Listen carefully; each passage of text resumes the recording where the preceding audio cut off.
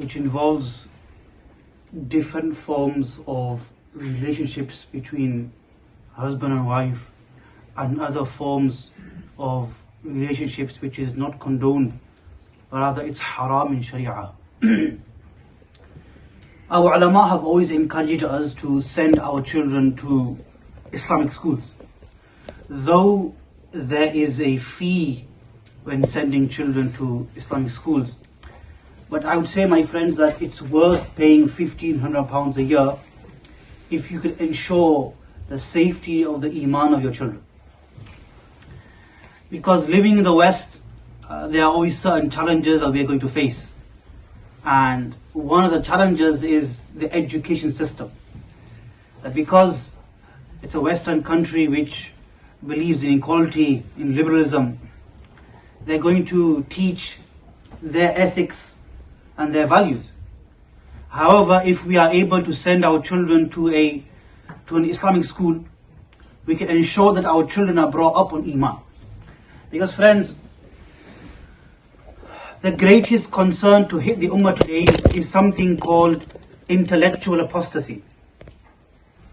Intellectual apostasy, where they call themselves Muslim, they look Muslim, they have a Muslim name, but at their heart and mind, they are no longer Muslim. This is the biggest concern for us Muslims living in the West. I'll give you an example. Alcohol is haram. A Muslim who drinks alcohol is a sinner.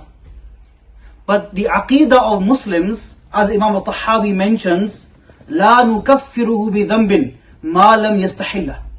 That we do not excommunicate anyone out of Islam for a sin they commit as long as they do not consider it to be halal.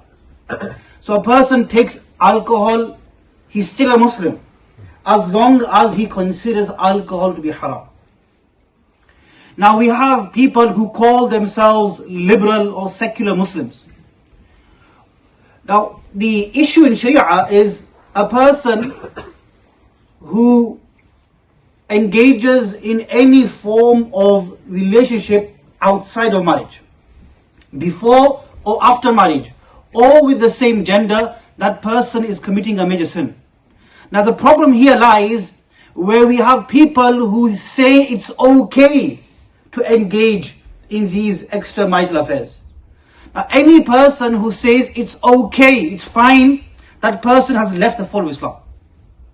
Because the principle in Sharia is that we do not do takfir of anyone as long as they consider the action haram. But as soon as they say it's okay, it's halal, it's fine. And the thing today is we have certain charities, I'm not going to mention the name, who are promoting in the name of Islam these forms of relationships. And they are saying that it's okay in Islam. Allow me to make it clear, anyone who believes a haram to be halal, a haram to be halal, that person is no longer Muslim. Because they have denied qat'iyyat. And in the past couple of weeks I've talked about social media. And I'm actually alarmed at the amount of secular and liberal Muslims who have a large following on social media, who are promoting these views, that it's okay to identify as X, Y, and Z. So that's why I believe that in this month, which is known as Pride Month, it's important that we address these issues. Because these things start off as our children being okay with these issues. That no, it's okay, what's wrong with it? And then they fall into the sin in 2-3 generations' time. So it's important that at home we have these conversations with our children. That what is halal in Shariat, what is haram in Shariat. What makes you Muslim, what takes you out of Islam.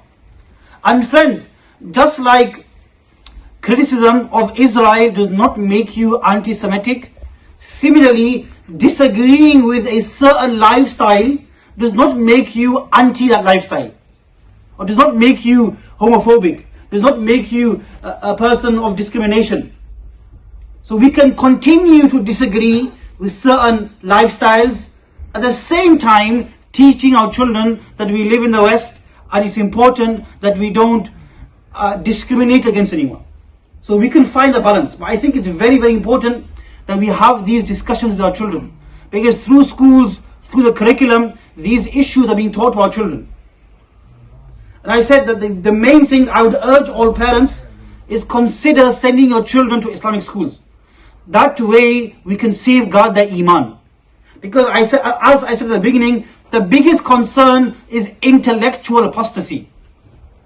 That they will look Muslim, they will talk Muslim, but how they are void of iman. And second thing I would recommend is fund these Islamic schools. Just like we give lillah to masjids and madrasas, most of the Islamic schools run on deficit. They can't pay their staff proper salaries. I'm not part of any Islamic school, so I'm not doing chanda for any Islamic school. I'm talking on their behalf because I believe their cause to be a worthy cause. So friends, we have many Islamic schools in our area, Madri girls schools, we have in Bati Al-Hashim, and we have, mashallah, alhamdulillah, they're doing a service to the community. Consider donating, even if it's a small amount, regularly, so we can upkeep these schools. Because sometimes these schools have to let go of staff, or in some places they've had to close down the schools because they're unable to finance these schools. And this is our duty. These ulama, these schools who have opened Islamic schools, they are doing a fard kifaya on behalf of the Muslims. So if you can't send your children there, then at least fund them. £5 a week, £2 a week. It will go a long way. We ask Allah Ta'ala to safeguard the iman of our generation. Wa akhir da'wana alhamdulillah rabbil alamin.